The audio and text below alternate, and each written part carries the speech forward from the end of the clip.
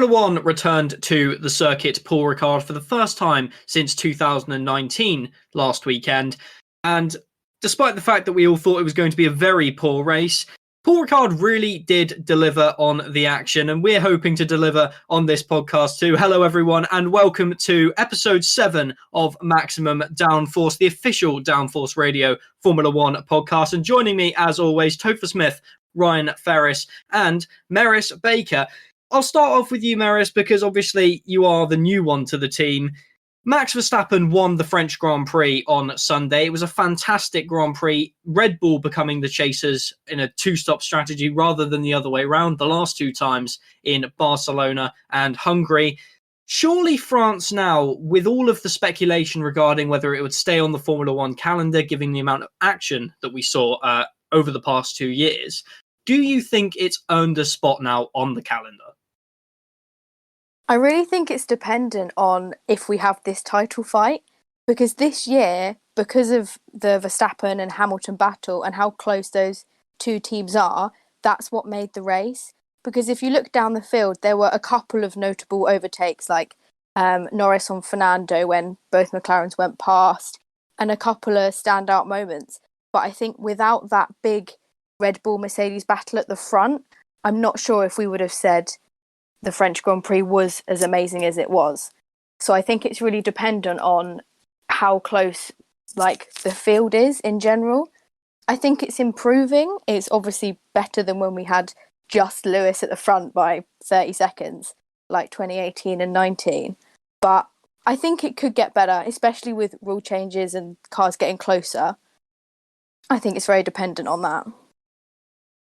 And Topher, do you believe that Paul Ricard has finally managed to silence its critics regarding the amount of overtaking on the circuit? Oh, that's a very good question, William. I was actually very pleasantly surprised by the French Grand Prix this year. Paul Ricard's one of those circuits I've never been particularly impressed by. It's a really good testing track. It's known as the high technology testing track of Formula One. But when it comes to actual racing on the circuit, I've never really been that impressed by it. I think it's boring. Visually, it's not very good.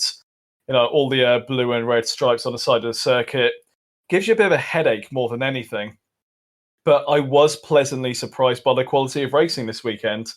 We had that incredible battle between Lewis Hamilton and Max Verstappen, which actually for a change wasn't so much a battle on track between them. It's more of a strategic battle off track. It became a battle of the strategists within the team. And we kind of need those sorts of races throughout the season because we absolutely love an on-track battle, as we all know. But sometimes we also like a race where it's a bit more intriguing behind the scenes as well. It's more about what's the team doing about it. And on this occasion, Red Bull simply trumped Mercedes on strategy. Mercedes seemed to be quite flustered throughout the race as well, especially with Valtteri Bottas effing and blinding down his team radio at his engineers. Why didn't you put me onto two-stop strategy? But with regards to your question of the French Grand Prix, does it deserve to be on the calendar? France does indeed deserve a place on the calendar. Don't forget, it is the birthplace of Grand Prix racing. If you think back to when it started off, well, way back when, the year escapes me now, but it does deserve a place on the calendar. But whether it's a Paul Ricard or not, I think that's another question in itself. As I said a moment ago, I think Paul Ricard is a great testing circuit, but despite the quality of racing that we had this weekend just gone, I'm still not 100% convinced that it's the greatest racing circuit that France could produce. I don't think one good race is enough to make up for all the rather lackluster races we've had there in the past. And Ryan, given Topher's statements of saying that the circuit doesn't deserve a place on the calendar, but France as a whole does, where could Formula One go in the future which would be a better substitute for the circuit Paul Ricard? I mean, I'm not quite sure, to be honest, because obviously a lot of people would say Manicourt, but then I feel with the current F1 cars, I feel that they've kind of outgrown that circuit as well. I think if we had the narrow cars that we had back in the early 2000s, it would still be a viable option. But I think now it would be very similar processional racing there. Possibly maybe the Bugatti layout at Le Mans, because it's very undulating and has very different challenges, lots of different braking zones. But personally, again, yes, I enjoyed this weekend's Grand Prix. Seeing, 3 cars effectively nose to tail in Verstappen, Hamilton, and Bottas. It gave me very similar vibes to back in 1988 when we had Senna versus Prost at Paul Ricard, and they were just nose to tail. And I think basically, very much like Senna versus Prost, we've now got Hamilton versus Verstappen, and we're starting to potentially see another barnstorming season. Now, it was Max Verstappen who won the 2021 French Grand Prix, with Lewis Hamilton 2.9 seconds behind him and Sergio Perez finishing off the podium. Valtteri Bottas finished a disappointing 4th for the Finn, with the 2 McLarens in 5th and 6th, Lando Norris beating his teammate Daniel Ricciardo. Pierre Gasly took 7th for AlphaTauri, with Fernando Alonso scoring a good 8th place at Alpine's home Grand Prix, and the 2 Aston Martins rounded out the points finishes. Carlos Sainz in 11th. He was disappointed to take no points home for Ferrari, as was Charles Leclerc in 16th, while George Russell was over the moon with his 12th place result. While Yuki Tsunoda finished 13th, Esteban Ocon, who's got a 3-year deal with Alpine now, he finished 14th, with Antonio Giovinazzi beating the Ferrari of Leclerc in 15th place. Kimi Raikkonen finished 17th, with Nicolas Latifi in 18th, and once again, the 2 Haas cars rounded off the grid, with Mick Schumacher beating his teammate Nikita Mazepin. Now, Max Verstappen, like we've mentioned, won the Grand Prix, but realistically, he made a big mistake into the second corner, going off of the circuit and giving up position to Lewis Hamilton. Merisse, it was more of a Red Bull strategy combined with the aggressiveness of Verstappen's driving style, which won them the Grand Prix. Verstappen was able to do multiple undercuts on the Mercedes in order to outthink them, realistically. Do you think it's easier to attribute the victory to Red Bull rather than Verstappen, or do you feel it was a good mixture of both? I feel like it was a good mixture of both, because Max was able to recover from his the fault he made at turn 2, and especially when he pitted to undercut Hamilton, it was a full 3-second gap, and we knew the undercut was going to be powerful, but he had an amazing outlap that ensured that he got ahead of Hamilton. So first of all, that was a good call from Red Bull to bring him in then. But it was also down to him to put that lap in, not make any mistakes on it, and ensure that he came out ahead of Hamilton. And as well, Verstappen only overtook Hamilton on the penultimate lap. So that was all down to him being able to pass all those cars. Red Bull can only do so much, as to say, we'll give you a good, sub 2-second pit stop. We can get you in and out with this many laps to go. But it's up to Max to, have his ruthless driving style and get through all those cars, especially, 2 laps to go. Hamilton's going to be desperate. You don't know what he's going to pull to try and keep Verstappen behind. So I think it's a good mix of both, where I think it was the same in Spain. What I mentioned on Sector 1, that it was down to Hamilton and Mercedes, because if it was a different driver, maybe they couldn't have made that impact with that strategy. But because it was Max Verstappen, they were able to pull it off. And meanwhile, on the other side of the championship battle, Lewis Hamilton taking second place, now 12 points behind the Red Bull driver in the World Championship. Topher, do you feel that Hamilton will walk away from this weekend almost blaming his team for not giving him the right strategy, like his teammate Valtteri Bottas? We'll get onto that later. But we've seen in the past Hamilton saying after Monaco, for example, that there were no lessons for him to learn, but there were plenty of lessons for the team to learn. Do you think that's the same in France, or would you feel that the Mercedes drivers should have been a bit more pushy with their strategy? That is a very good question. Lewis Hamilton has been around long enough to know exactly how Formula One works. Of course, he's the most successful driver we've ever had, but he has also experienced his fair share of a heartbreak, of disappointment.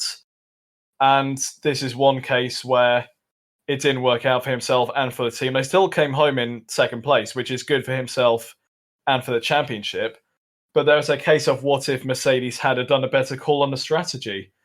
And I think it's just down to a simple case of Mercedes just got it wrong where Red Bull got it right.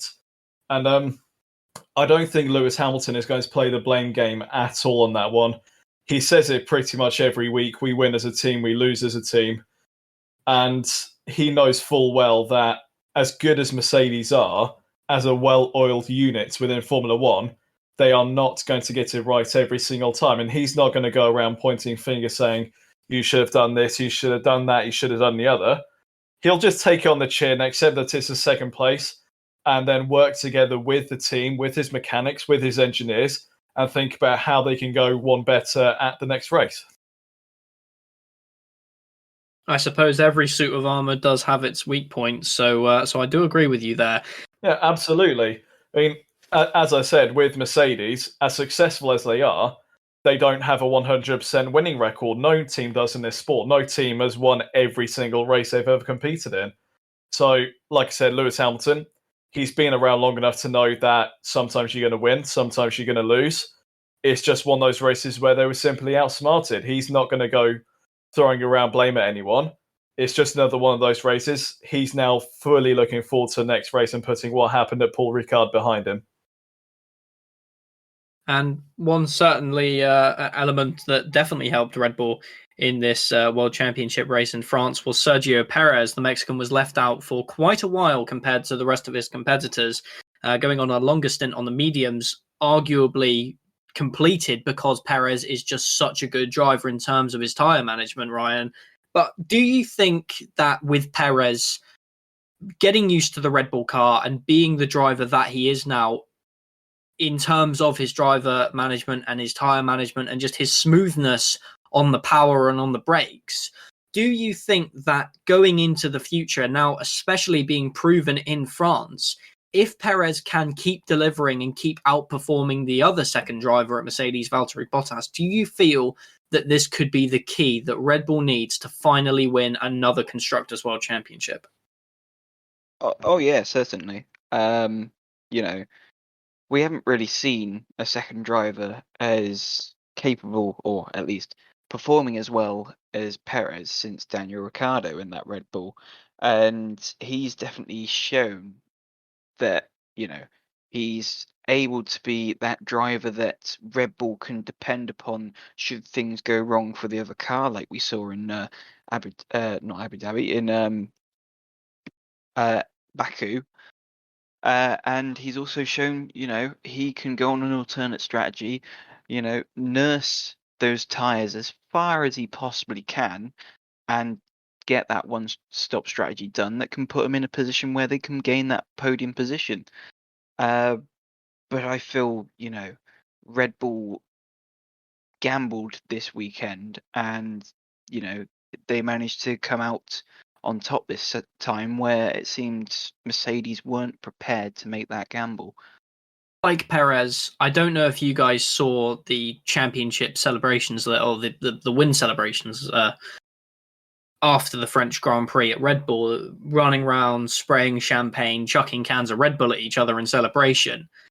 And then you take a look at Mercedes and you take a look at the attitude of Valtteri Bottas. The Valtteri 4.0 or whatever edition that we have this year, that's just not on the level of Lewis Hamilton. And obviously we are supposed to take a look at it and understand what's going wrong. But Valtteri Bottas this season is just not on the level of Lewis Hamilton and Max Verstappen, and arguably now not on the level of Sergio Perez, Merisse. I think looking at this race and looking at the attitude and the words that were said, like Topher said earlier, effing and blinding on the radio, the love story of Valtteri Bottas being managed by Toto Wolff, being brought in 2017 after Nico Rosberg retired, this love story is over. And in my opinion, at least, it's only a matter of time until Valtteri Bottas announces that he's not going to be renewing a contract with Mercedes. I think a lot of it is to do with all these rumours going around of George Russell. If Valtteri Bottas's confidence was bad before, it's going to be even worse now, because there's a lot of talk on social media and between probably the paddock of people saying, yes, we think Russell should be in that Mercedes. And that's a lot of people telling you that they don't think you're good enough. So on top of trying to beat Lewis Hamilton, and he's being relatively good at that in terms of getting near him in quali and being a good second driver, but having to compete with Sergio Perez as well now, and everyone hyping him up and saying, oh, he's the best second driver Red Bull could have gotten, that's making him feel so bad. And obviously that radio message we heard of him saying nobody listens to me, maybe that's a sign of Mercedes already sort of disregarding his input into the team, or them thinking, oh, what he's saying isn't coming from a good place, or we don't agree with it because we're going to get rid of him. And that must be so hard to race and try and win the constructors whilst you've been put in that mindset by other people. It reminds me of Seb from last year, where they'd already got rid of him before the season started, and that's such a whack to your confidence before you've even finished the season or started the season. So I really hope he can pick himself back up to really fight Red Bull for this, but it's got to come from within the team, and they've got to say to him, we believe in you, we hired you for a reason, 4 years ago, and we still need you to win this championship. One thing that I'd like to add in on Bottas right now, regarding his general attitude and demeanour at the moment within the paddock, and don't take this as gospel at all, nothing is confirmed, everything is speculation at this moment in time, but given his general demeanour of being a little bit sassy with the team, a bit, what's the words I'm looking for? Rather rude with the team, I think, to put it quite lightly. I very much get the impression that Valtteri Bottas has already been told that he won't be in that Mercedes seat next season. Now, that is pure speculation. There's nothing to suggest that has been confirmed at this moment in time. But given his general body language, his attitude towards the team, the motivation just doesn't seem to be there anymore. And my feeling on that is that that attitude has been brought about by the fact that he's already been told he will not be in the team next year. If you look towards George Russell as well, George has been very happy recently. He's been getting good results for Williams, and he's got a very positive demeanour about him at the moment, which would also back up that theory, saying that maybe he's been told that he is in Mercedes next year. So there's only so much you can read into body language, but that's what I'm garnering from Bottas in the moment. I think he might already know that he's not staying there next season, and it's now just a case of, you're not keeping me, whatever. So don't take that as gospel. I could be completely off base. He might improve over the second course of the season and get a contract extension. But from what I've seen of him so far this season, I can't see him being in that Mercedes seat next season. Ryan, with the way that Mercedes treated Bottas during that race, and there's no way of going around it, should they have listened? Should Mercedes have listened to Bottas in the early part of the race and pitted them twice? Oh, absolutely. I feel Mercedes dropped the ball big time. In fact, all this weekend, apart from qualifying, I felt Bottas was the faster Mercedes. Even in the race, I felt he was the faster Mercedes. And the fact is, he has to play second gun to Hamilton, and obviously, as we all know, that Mercedes has never really been particularly good at following, and so over time he had to drop off, and in fact Hamilton had to drop off the back of Verstappen as well. And I feel if they'd have gone for that alternate strategy of putting Bottas on newer tyres, he would have came out on tyres that were 9 laps younger than Perez, so he could have caught and passed Perez. But then also at the same time, Verstappen would have been in another position again where they wouldn't be able to pit Verstappen, because it would mean that he'd have to have come through Bottas, who was also on fresh tyres. So it would have been Verstappen at the front being harassed by Hamilton, and both of them were going on tyres that were going to run out, and then Bottas would have effectively came through on his fresh tyres and potentially passed him. But it seems fairly obvious that, well, obviously the championship now is more focused on Hamilton, and they don't really want to give Bottas the opportunity. I wanted to leave this until later into the show. Often I like to go in Constructors' Championship order or round about the running order. But while we're on this topic, let's get a debate going. George Russell was in 12th at the end of the race in a Williams. And virtually he did that on merit. He used the strategy to his advantage, pushed up the field, and got a good result. The one race where George Russell finishes 12th, there are no retirements, which arguably is just George Russell's luck in a Williams. Sometimes you make your own luck, and sometimes, unfortunately, it is just against you. But with the comparison between him and Bottas, Topher, what's going on with Bottas in terms of should Russell be promoted? Because we've talked about this already. There's been a lot, especially in the Downforce group chat. Should Russell right now, the way he's performing, be promoted to Mercedes next season? I want all three of your opinions on this. So we'll go to Topher, we'll go to Ryan, and then we'll go to you, Merisse. Well, when you look at the comparisons between George Russell and Valtteri Bottas, given the performance displacement between all of the teams across the grid, the best way that you can measure any driver is against their teammate. If you look at Mercedes, Lewis Hamilton versus Valtteri Bottas, Hamilton finished second, Bottas finished fourth, and there's a difference of 12 seconds between them on track, which at the end of the day, 12 seconds could be a lot worse, but that's just in one race, and you take it across the course of the season, who's generally performing better, and in this case, it is Lewis Hamilton, undoubtedly. But then look at Williams on its own, irrelevant of the other teams around them. From the results of Paul Ricard, George Russell finished 12th, as you mentioned, Will. Nicholas Latifi finished 18th.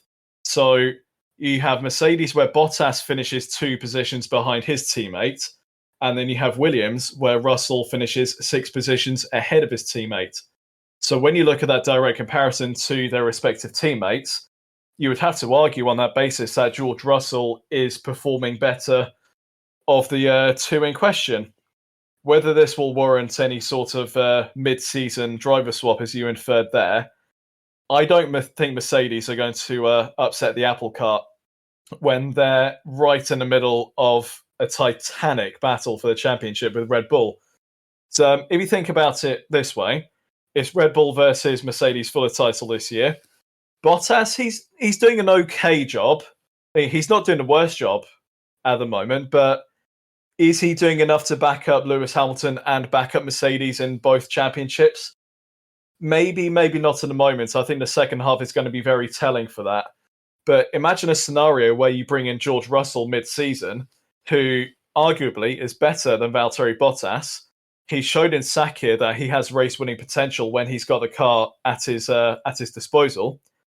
So if Mercedes were to go and make that sensational decision to drop Bottas mid-season and bring in George Russell into the main Mercedes team, I'm thinking that might end up creating some sort of intra-team war between Hamilton and Russell for top dog, basically, which could majorly upset their championship challenge and have major implications. I'm not saying that would definitely be the case, but it's very well known within Formula One that sometimes the best way to achieve a championship is to favour one driver over the other. Think back to the Ferrari days back in the 90s and the noughties.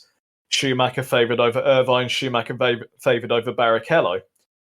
If Mercedes bring in George Russell, he might play second fiddle as a way of saying thank you for your faith and thank you for promoting me.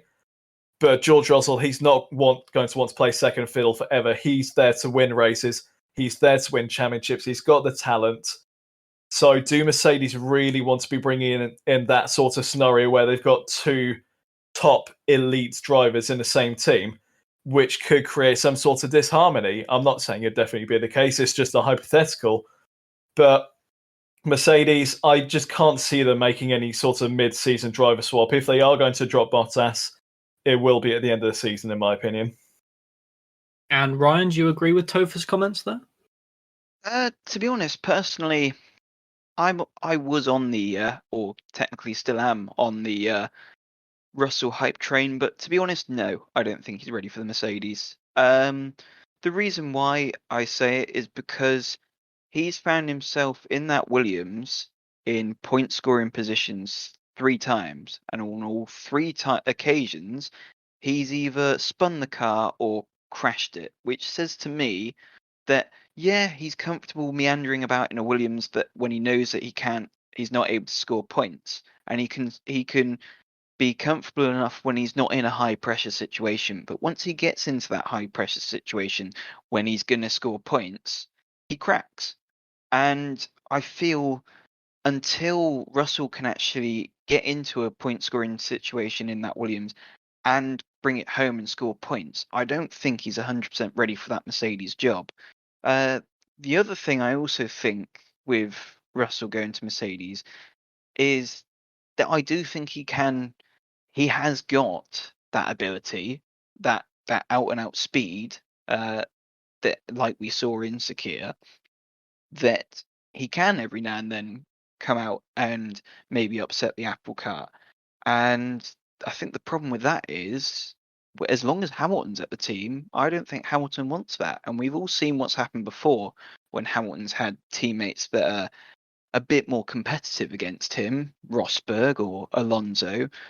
Things start to implode at the team. And I don't think the team want that, where Bottas is a little bit more comfortable. And Hamilton likes Bottas because, well, he's a bit more prepared to play second fiddle. And Merisse, do you agree with Ryan's comments there? I honestly think that Russell is ready for that team, only in the fact that Williams is so hard to drive that when he's in those high pressure situations, he knows that he needs to perform to show Toto Wolff that, yes, you should give me this drive. But if you think about him in that car, he is outperforming that car week in, week out, has gotten into Q2 countless a number of times this season. He's outperforming his car. Bottas is underperforming in his car. Baku a couple of weeks ago was barely, in the points half the race and finished, P12. So I think Russell's showing that he deserves it. And in a way, Bottas is not losing his hunger to win, but the team so clearly say, we want Lewis to win. It's like he's given up hope, whereas Russell's fully backed by this team and by Toto Wolff, and they'll bring him in, and we know how good he is with the engineers and working well because of how much of a leap Williams have made in the last couple of years. So I think bringing him in, he's already integrated. They won't start from the bottom. They'll start, with a lot of, a big ability to push forward because he already knows all the engineers and everything. And I think having Lewis and Russell together wouldn't necessarily be a bad thing, because you want your drivers to push each other. And maybe Bottas isn't pushing Hamilton enough, that Hamilton needs to properly step up his game. If Russell and Hamilton are pushing each other, it's going to make Russell a better driver and, push Hamilton to get even better if that's possible. So I think Russell does deserve the seat. Switching it now, as you guys said, I don't think would be a good idea, because that whole team, I think would go into a bit of a meltdown, because Russell would, want to prove himself straight away. But I think he does deserve that seat in 2022.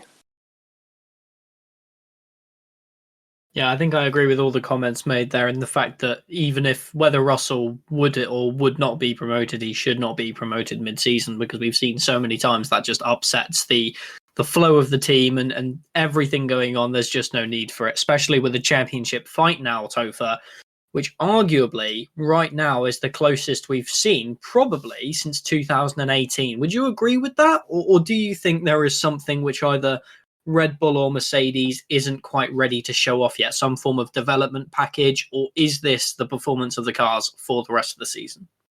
I think it's just a simple case of Red Bull have actually upped their game and are actually genuinely bringing the fight to Mercedes this season. Mercedes, they've, of course, brought their own developments to the car.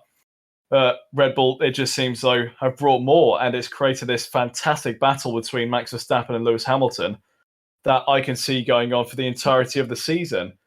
And personally, like looking at it as a sports fan, I would actually really like Max Verstappen to go and get the job done this season, because I like to see new people winning. And Lewis Hamilton, he does, of course, deserve all the success that has come to him. He's gone and got the job done on so many occasions, so many wins, so many championships. But I also like to see new people doing well, new people winning races, new people winning championships. And having Max Verstappen winning the championship this season would be a breath of fresh air. Basically, it's someone new that's now a Formula One champion. Red Bull back at the top again. And we really have the potential for that this season. But if Mercedes, in the second half of the season, they then up their game even further and then go and make it another double, I think it's going to make it even more sweeter by the fact that Red Bull are genuinely challenging them for the title this season. I think part of the reason why we're getting such a great battle this season, as far as the constructors is concerned, is because of Sergio Perez. And we touched on it earlier. There was a lot of questions at the start of the season. Is Sergio Perez the right guy for Red Bull? Should they have brought in someone like Nico Hülkenberg instead? Should they have maybe gone down a completely different route, or maybe brought back Alex Albon? There's so many different questions. And when Perez was announced to the team, yes, there was a lot of people who were very happy at the news, but there's also a lot of questions. He's only won one Grand Prix. It's taken him 10 years to do it. Is he the right person? Is he still in a prime of his career? Yada, yada, so on, so on. But Sergio Perez is absolutely delivering. And we now not just have this fight for the Drivers' Championship between Lewis Hamilton and Max Verstappen, which I can see going down to the wire in Abu Dhabi. We also have this fight in the Constructors' Championship between Mercedes and Red Bull. And Bottas, I think, is going to be absolutely key to that battle because he's not quite performing at the same level as the other three in the championship at the moment. And is that going to cost Mercedes at least one of the championships? It's such an intriguing battle that's going on. It's very backwards and forwards. We've had Hamilton winning races. We've had Verstappen winning races. Perez picked up a win in Baku as well. There's so many different ways of looking at how this season is going to pan out. And to be completely honest with you, Will, I don't want to think about what could happen too much because I just want to let it play out and just enjoy it, just see what happens. At the next set of races in Austria, we've got the Styrian Grand Prix and the Austrian Grand Prix. That is Red Bull territory. Red Bull is mega around their home circuit. So Red Bull currently has a run of 3 Grand Prix wins on the bounce. Could they go and make that 5? Or do Mercedes have something up their sleeve that they can bring to that circuit and try and take back the lead of the championships? I mean, like I said, I don't want to try and think about it too much because I want to let it play out and just enjoy the battle. But I genuinely think this is going to be a ding-dong, backwards and forwards battle that is going to last the entirety of the season. And I am absolutely loving it. Will, could I just add to what Topher said there about the second half of the season? Because I'm thinking, how much are these teams going to think we need to focus on next year with all the rule changes? It's really interesting as to whether Mercedes and Red Bull have already put loads of resources into that so they can fully focus on this season, or whether in the back of their minds they're still going to be thinking about that. Because I don't know that much about the technical side of the cars, but how much are they going to try and develop these cars more? And by doing that, they'll have to sacrifice some part of performance for next year. I mean, realistically, you take a look at it, obviously, with everything that's going on in terms of the development race. And arguably, Mercedes have already turned around and said that they will no longer be developing their car and only bringing minor tweaks, whereas Red Bull have not openly said that they'll be ending development on their car. So you can take a look at it in that way. Topher, did you want to add anything to that? I think that's an interesting point that Merisse has brought up there, given the 22 regulations, because it is quite a big change that we're going to see from the cars in terms of the way that the chassis are shaped, the aerodynamics that's going to be on the car, the way that they can follow each other. And yeah, Merisse brings up a very good point there because they're in the middle of this absolutely titanic battle for the championship this season. But is that going to be at the cost of the 22 championship? And I don't really know how that's going to go. Because Mercedes, they have obviously a very big operation. So they could potentially have 2 sets of teams. One team that is focusing on seeing out the season and fighting for that championship, while another looks at 22 regulations. But how much of the resources do they want to split between them? I think that's a major question there. can they really afford to look that much towards 22 if it's going to be at the cost of the 21 championship? Or do they maybe not quite want to sacrifice 21 for the sake of the new regulation changes, but maybe think, we've got a lot of titles already, we've got a lot of prize money in the bank, can we afford to maybe let this one slip? And at the end of the day, that's a decision for the likes of Total Wolf, the board of investors, and everyone else behind the scenes at Mercedes and AMG. But yeah, just trying to think about how the pecking order could be affected going into 22. Don't forget the likes of Haas, for example. They've already scrapped development for 2021. I think they brought one upgrade to the Bahrain Grand Prix at the start of the season, and then that's it. They're now fully looking ahead to 2022. So we could potentially have a team like Haas taking full advantage of the regulation changes because they put in the work from the beginning of 2021, possibly even earlier. But how that's going to affect the championship at the front between Red Bull and Mercedes, that's just another amount of intrigue that's being thrown into this championship. Yeah, 2021 is certainly the best Formula One season that I've seen in a long time. There's always news stories coming out. There's always different revelations and different contract stories to talk about. It's certainly what Formula One needs in an era where the action on track is rather dwindling in the last couple of years, but now it is back, arguably, to one of its largest peaks in a long time. And one of the reasons why is due to the closeness of certain fights, such as the fight between McLaren and Ferrari. Now, Ferrari, over the past couple races, have been outperforming McLaren, Ryan. But today in France, it was more or less the other way around, because Daniel Ricciardo looks to be back on form. He looks to be confident in his car once again. He finished 6th at the end of the Grand Prix. Lando Norris finished 5th. But 6th place, and arguably on par with Norris for some of the race, is a very good way to start off the next 2/3 of the season. Well, yeah. I feel that the Honey Badger was definitely on form this weekend, and there's been no secret that he's been at the factory and spending a lot of time with engineers to try and overcome his problems that he's been having, because obviously coming into a new car, it seems he's struggled quite a bit, and he's now found something. And hopefully this is a sign of better things to come. Obviously, in that first stint, he was mega. He caught and passed basically anyone that was in front of him. He caught and passed the Ferraris. Obviously, they went on the longer stint with Norris, and it seemed the longer stint, if you managed to get your tyres to work, the one-stop strategy was quite a good strategy, and allowed Norris to come through on fresher tyres and eventually pass Ricciardo. But yeah, it just seemed for Ferrari today, they seemed to get out the traps quick, and then it just kind of disappeared into the point that they scored no points. And Merisse, when talking about Ferrari and like Ryan just said, how they disappeared out of the top 10 and Leclerc finishing 16th at the end of that Grand Prix, really not what Ferrari needed. I believe he made a second stop later on in the Grand Prix for whatever reason, whether his tyres were dwindling or something on the other hand.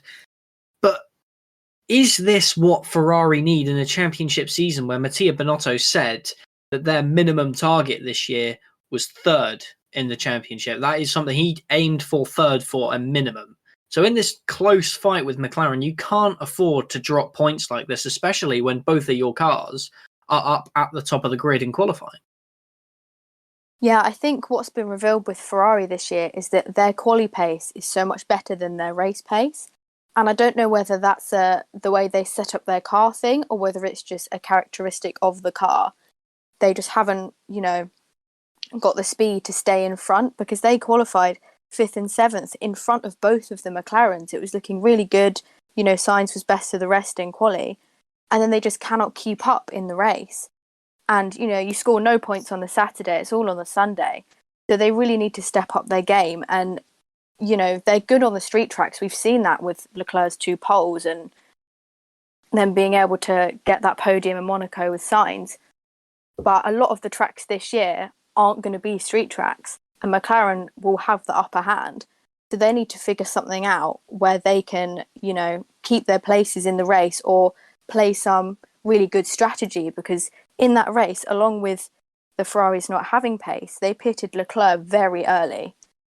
And, maybe too early, or they should have at least turned it into a good 2-stop. So I think everything needs to come together with strategy as well to make sure that they can have good results. Topher, I don't want to say that the 2 last results in qualifying with the 2 Charles Leclerc poles in Baku and Monaco have lulled the Formula One community in a false sense of security with Ferrari. But do you think that we've almost been tricked by the Scuderia into thinking that they're better than they actually are? I'm not really sure how to answer that one, Will. I wouldn't say that we've been lulled into a false sense of security. I think Ferrari genuinely does have pace this season. I don't think they have pace to fight for the title. That's already between Red Bull and Mercedes. I think it's just a simple case of Ferrari just had a bit of a bad race in France. They started off the race well. Seemed like they could fight with the likes of Norris and Ricciardo for points early on. But yeah, what happened to them in the second half of the race, I genuinely have no idea. Like maybe tyre degradation of some sort, maybe couldn't get the temperatures into tyres. I don't know what happened to them. But I think it would be unwise to assume that McLaren now has a very clear advantage over Ferrari. Because don't forget, as is said multiple times, not just in Formula One, but in pretty much any racing series, it's a marathon and not a sprint. Occasionally, you're going to have stages of the season where you might be a bit on the back foot, something might go wrong, whether that be mechanical or driver error or whatever. But then you have other races throughout the season where you can bounce back. Leclerc showed with his pole positions in Monaco and Baku that there is genuine pace there in the Ferrari, and he's really good at extracting the pace out of the car as well. Sainz on the podium in Monaco as well, he's no slouch. So with Ferrari just having a bad race in Paul Ricard, I don't think that means that they're done for this season. There's still plenty more races to come. There's still more opportunities for them to get up there, get more pole positions, get more podiums. I think it's just simply a blip.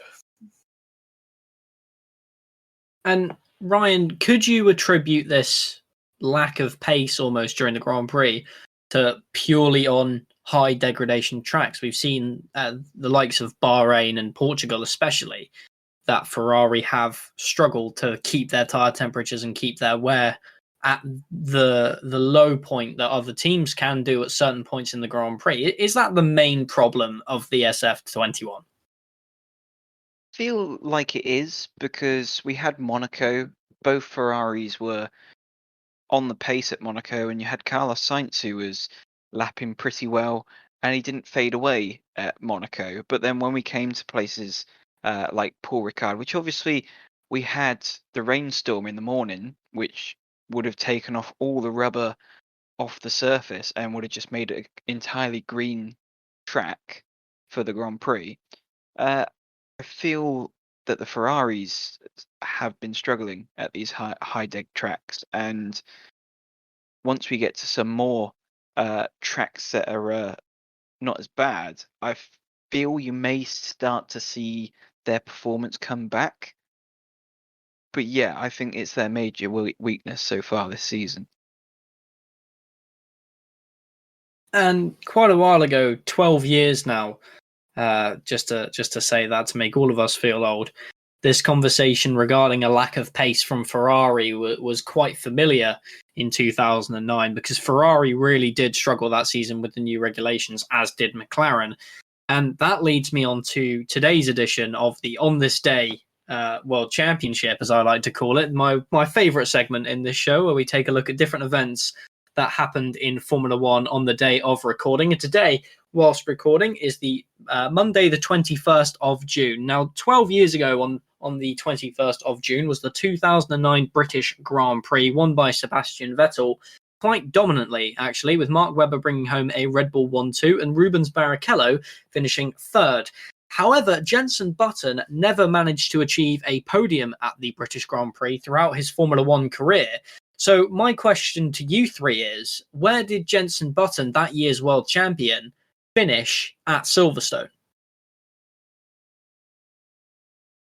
I honestly have no idea. I'm guessing because, he was in the Brawn, good race, but I remember him having a lot of bad luck there.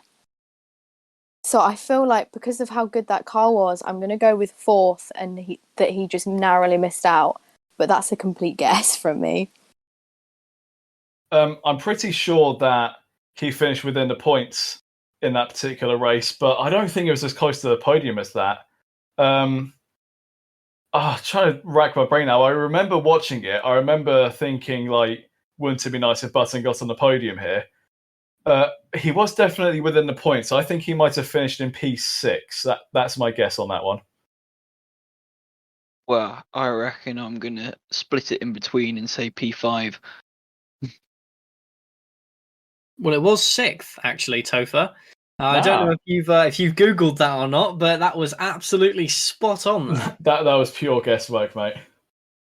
Well, Topher, you are one step closer to a can of rich energy, so congratulations. I have no idea because I've not even been tallying these results, so you might be, you might not be, I'm not really sure. I don't even know if I'm looking forward to that can of rich energy or not. I've actually had the rich energy, and it's not too bad. I would actually recommend, so... From what I've heard, it actually tastes more or less exactly like Red Bull. Yeah. Did you peel the logo off of the can that had Red Bull underneath it? No, she not peeled quite. the logo off and it had white bikes on it instead. That's an entirely different can of worms that I don't think we should get into, otherwise we might get a legal battle on our hands. But either way, moving on back from the past into the modern sense, and one driver who was still around in 2009 and is back now, Fernando Alonso, Merisse. He finished 8th at the end of the Grand Prix, and with Alpine having their home Grand Prix in France, it was quite a good race. I think Alonso's first major outperformance of Esteban Ocon. And realistically, so far this season, I think this is the result that Alonso needed to prove that he wasn't just coming back because he could. I think he needed to prove that he was back to win and back to fight. And this race really did prove that. Yeah, he's had a couple of, strong points finishes. He had a slow start to this season, but he slowly started to, be able to get into that top 10. He's become comfortable with the car. Not making any mistakes. I don't think I've seen him, make one big one. So yeah, he's really showing the pace that we know he has from his previous seasons. And he's proving those doubters wrong about, he shouldn't come back to the sport. There's so many young drivers who deserve that seat. But I think right now, Alpine need him to, improve that car and get the most out of it. And that's what he's doing right now. And especially at the French Grand Prix, where, there's all those supporters and they're seeing this new driver. And that must be a bit of pressure going up against the French driver who's got a lot of support there. For him to go there and get that really solid result does prove that, hopefully he's here to stay and that he's going to keep having these strong, consistent results. And meanwhile, on the other side of the garage at Alpine, Topher, Esteban Ocon signed a new 3-year deal to secure his Formula One future until the end of 2024, essentially also securing the fact that he won't be joining Mercedes possibly until the end of 2024, despite being managed still by Toto Wolff and by the German outfit. The race, on the other hand, wasn't the best. In the weekend as a whole, he finished 11th in qualifying, I believe. And then finished narrowly outside of the points in the race. I'm not entirely sure exactly where he qualified, but it was definitely on the outskirts of the top 10. Do you feel that Esteban Ocon should be happy with this race weekend, or will he walk away and kick his door in? Just to mention on his contract quickly, A short view back to the past, as a great man once said. If you remember back to our Bahrain podcasts, Will, we were talking about Esteban Ocon and whether his future is in Formula One or not. And I said at the time that I thought this season was going to be make or break for Esteban Ocon. He's up against a two-time world champion in Fernando Alonso as his teammate. If he can get the measure of him and beat him, that might well secure his long-term within Formula One. And that is exactly what's happened. Esteban Ocon has performed admirably against Fernando Alonso this season. He's really upped his game. He stepped up to the plate, and he's been rewarded with a 3-year extension to his contract. And I think that's absolutely fantastic for him. I think it's fantastic for Alpine, as they're going to now have that long-term stability within the team. They've got a driver who they can grow in the sport with, who they can develop the car with, and look forward to the future. Whether Alonso is part of those future plans as well, that remains to be seen, and that's a completely another question there. But now looking at what you were saying about his performance in France this weekend just gone, he finished 14th, so outside the points, when Alonso did score points himself, brought home 4 of them. Not really the greatest race Ocon's ever put together. I'm sure he would have loved to have come home in the points, but there's almost something about home Grand Prix for certain drivers, because if you remember back to the first time that Formula One went back to Paul Ricard in 2018, we had 2 of the 3 French drivers go out on the first lap, or one that was Ocon when he came together with Pierre Gasly. I can't remember what happened to him in 2019, but Ocon just doesn't really seem to get on with Paul Ricard for one reason or another. And I think it would have been nice for him to have been able to pay back the faith that Alpine had in him by bringing home a points finish to basically say thank you for extending his contract. But sometimes it's just not to be. And one result, as I mentioned earlier, one result doesn't make an entire season. Just because Ocon had a bad race this time, I don't think he's going to have a bad season at all. And judging by the fact that Alpine has given him that contract extension, I think that says all you need to know about just how good his season has been. Alpine must be highly impressed by him. I was going to say, obviously, well, Topher, you wouldn't remember what he did in 2019 because he wasn't on the grid in 2019. But yes, yes, you are correct.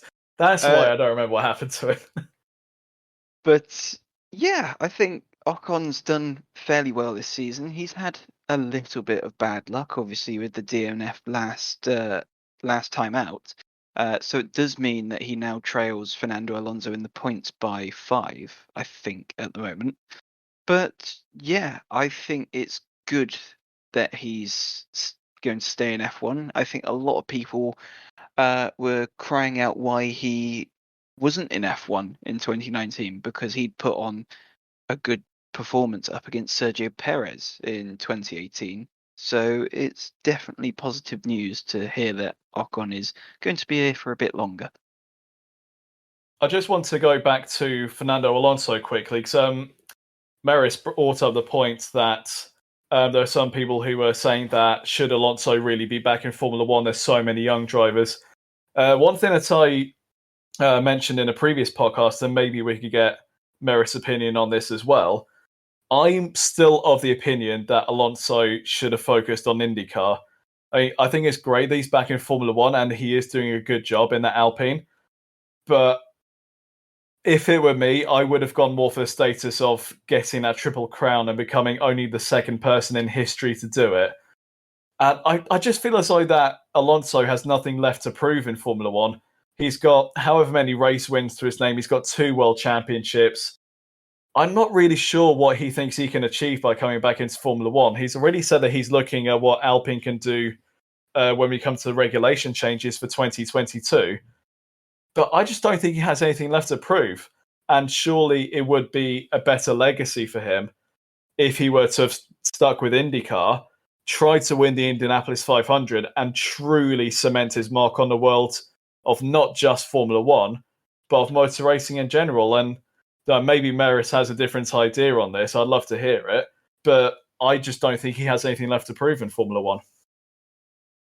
Yeah, no, I do actually agree with you with that, mainly because, especially Alpine, it's going to be a big task if Fernando thinks Alpine are going to be winning races next year, even with the rule change. So if he does want to achieve more in Formula One with that team, he will have to be there for, another 3-4 years if he wants, a championship. And you've got to think, does he have that drive and that hunger to get in that car and spend all those hours, all the extra time with the engineers saying, how can we make this car better? Because he's been doing that for a long time, early 2000s. So does he want to focus all his energy on that? Or, as you said, focus it on something new, something fresh that he's going to be really, enticed by and really wants to put all of his effort into? And for Alpine, maybe, the younger drivers would have more of that drive to spend all their nights working with the engineers. And that might be better for Alpine. And Alonso, going for that Indy 500 win would be better for him. And maybe his, driving would improve doing that because it's something that he would feel more passionate about than waiting about in F1 for a few more years just for, a race win. If it were down to me personally, if I was Fernando Alonso, I'd much rather be known as a 2-time Formula One champion and a winner of the Triple Crown rather than just 3-time world champion. And that's a third title I don't think he's going to get. Now, I can't see Alpine doing enough with the regulation changes to mount a challenge next season.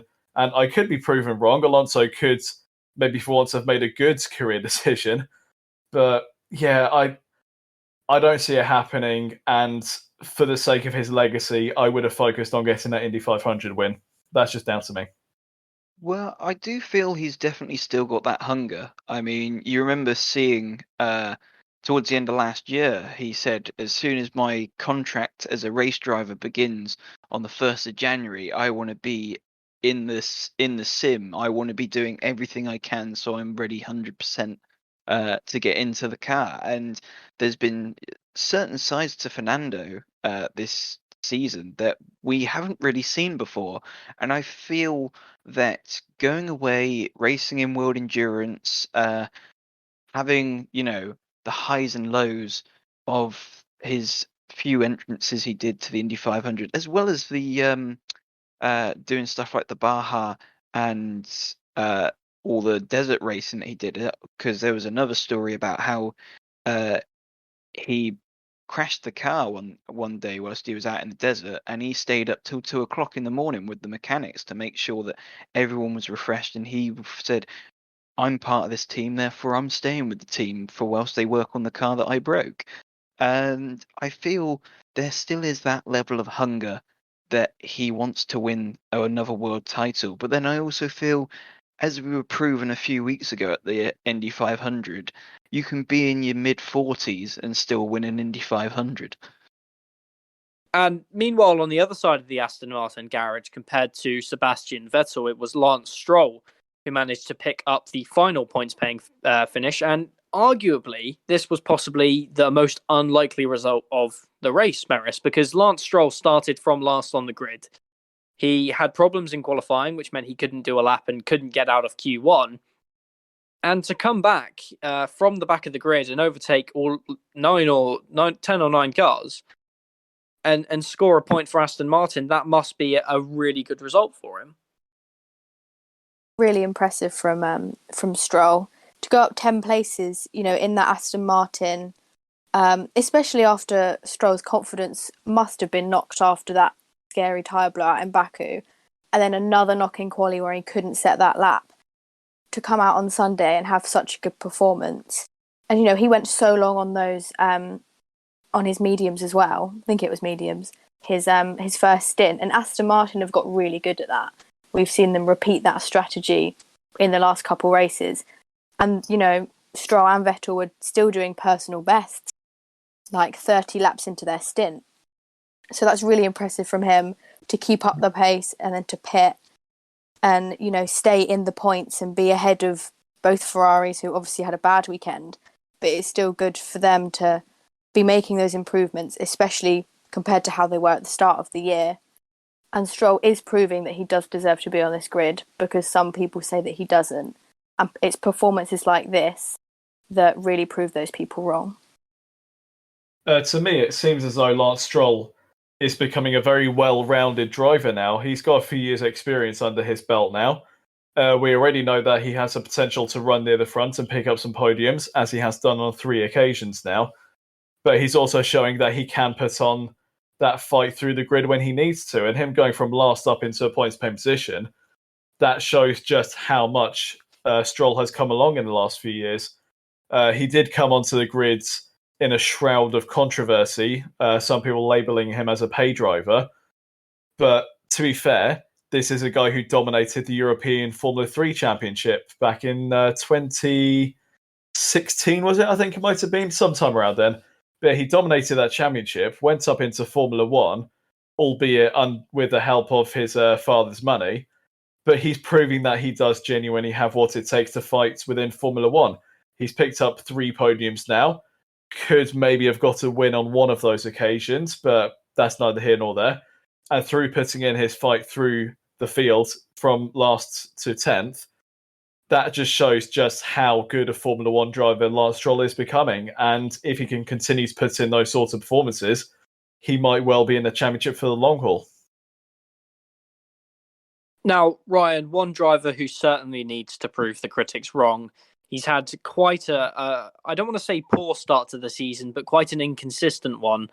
Yuki Tsunoda had another crash in qualifying, and people were actually joking beforehand with this crash in Baku. The fact that Yuki Tsunoda has now brought out 3 red flags in qualifying in his 7-race career is that because France is such a wide circuit, he can't possibly crash into the barrier, yet somehow, whether it was sheer coincidence, Yuki Tsunoda somehow managed to find the wall. Do you think that it's almost him trying to push too hard? Or is there some other element in this car, in this AlphaTauri, that needs to be ironed out for the Japanese driver? Well, obviously, he's gone back to Italy, or he's gone to live out in Italy with the team, and done a lot of work at the factory to try and figure out this AlphaTauri. But it almost seems like he's trying to push the car a bit too hard, and it's not doing what he was hoping it's going to do. And I kind of feel that maybe although it's a bit of an odd thing to try and say in the world of Formula 1, that maybe he needs to try and slow things down a little bit and build the speed rather than trying to go in and run straight away before he can even walk. Because he has shown flashes of speed and his talent, but he's not got that consistency yet. And I feel that is the thing that he needs to find. And there is going to become a point, there seems to be a lot being thrown around in the media that tensions are starting to rise around Yuki. And I think it would be a real shame for him to find himself kicked out of the seat because of either his potty mouth or his kind of, well, not arrogance, but his frustrations that are causing him to not deliver what he is capable of delivering. I think the start of his season as well was so good when he got that points finish that everyone's expectations were set so high that now when he's quite a long way off of Pierre Gasly, and we expected him to be at least a bit off because he's a rookie. But those expectations at the start of the season were so high that now it's sort of plummeted and his results haven't been as good.